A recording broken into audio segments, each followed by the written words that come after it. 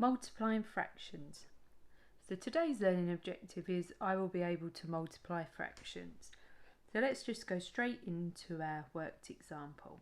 So we have 3/5 times 5/6. Now multiplying fractions is really easy. All you do is multiply the numerators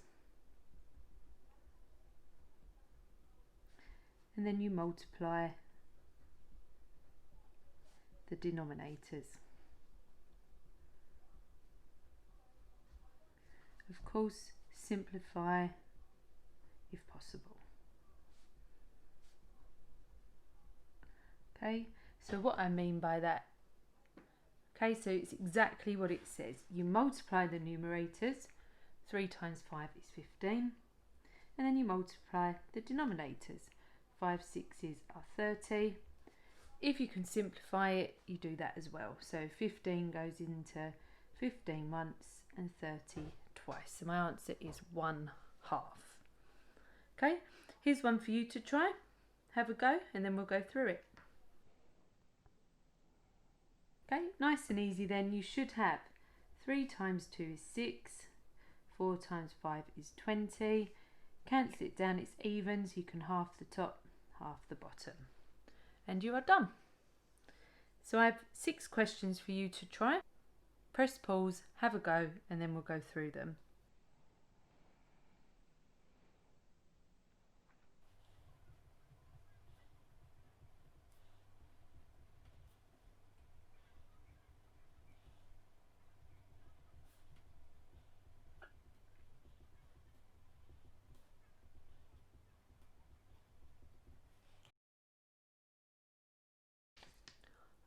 Okay, here is our next worked example. So this time we're dealing with bigger numbers, whether they're in the numerators or the denominators. So we can do a skill called cross cancelling. So cross cancelling helps when you are multiplying fractions with large numbers.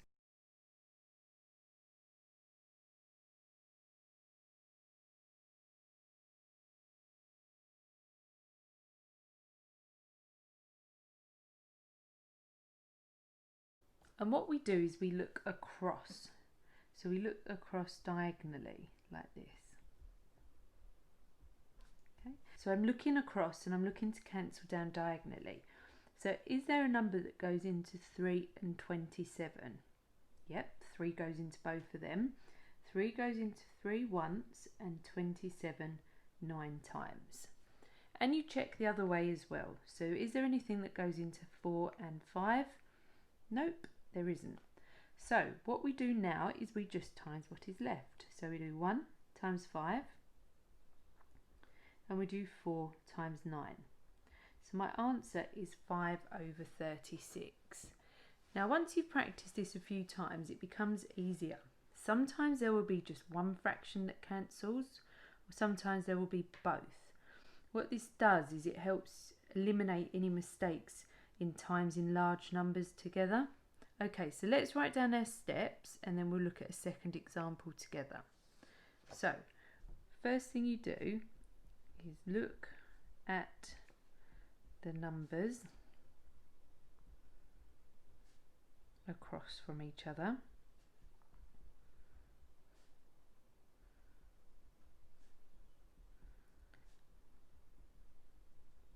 Diagonally.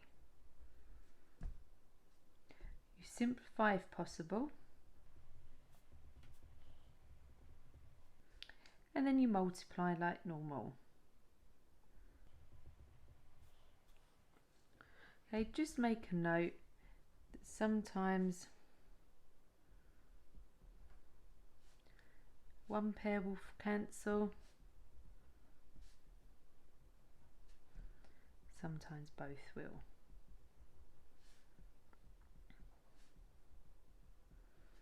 Okay, so let's have a look at our second example here. So I look across. Is there anything that goes into 9 and 27? Well, 9 goes into 9 once and 27 3 times. Let's look the other way as well. We've got 5 and 25. So 5 goes into 5 once and 25 5 times. So I do 1 times 1 is 1. 5 times 3 is 15. Okay, that's a lot easier than trying to do 25 times 27. So I've got 2 for you to do. Press pause, have a go, and then we'll go through them.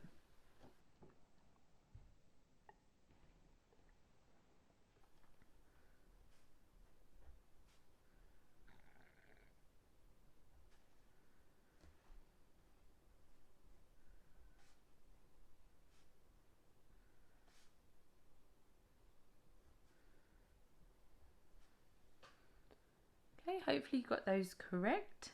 So I have 6 practice questions for you to do now. Press pause, have a go, and then we'll go through them.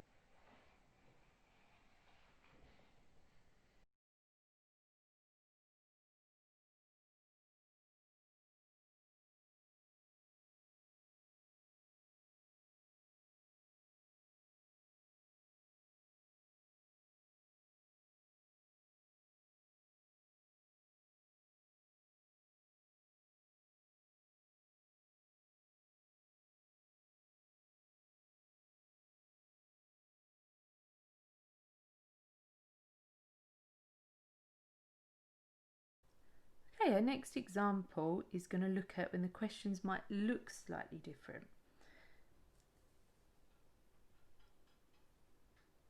Okay, so this time we have 3/7 times 4. So 4 is an integer. So you should know that an integer just simply means a whole number. Okay, so when you are multiplying by an integer, you need to rewrite it as a fraction. Now what I mean by that is 4 could be written as 4 over 1, like 5 could be written as 5 over 1, 9 is written as 9 over 1. So anytime you come across an integer, rewrite it as a fraction and then follow the rules like normal.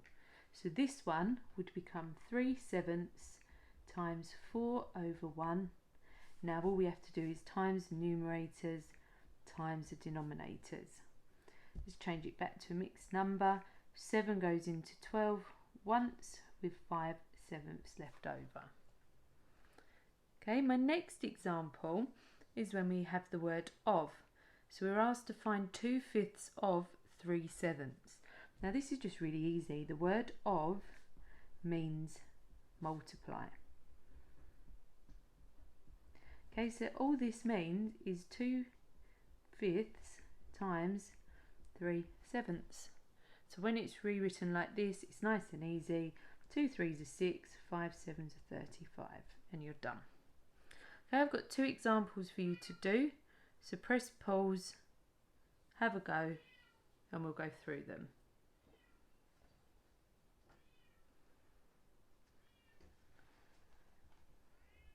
Okay, so 3/5 times 7 can be written as 7 over 1.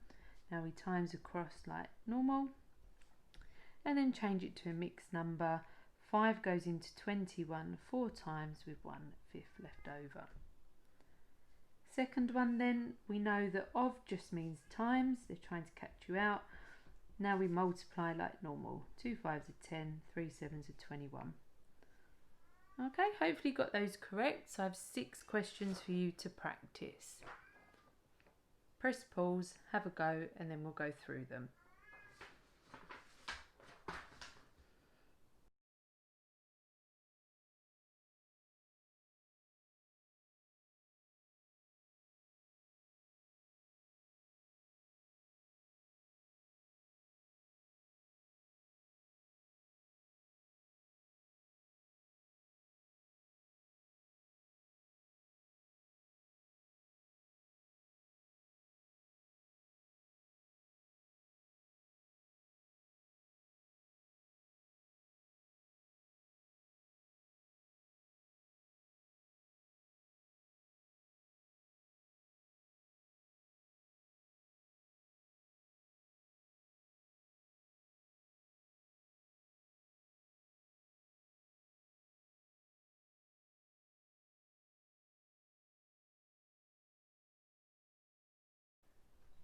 Okay, hopefully you got those correct. A little note I wrote halfway through, just always look out for your cross cancelling. It makes it easier, quicker, and you're probably less likely to make a mistake with your multiplication. Okay, so now I have some mixed questions for you involving all the skills you've learnt up to now. So press pause, have a go, and then we'll go through them.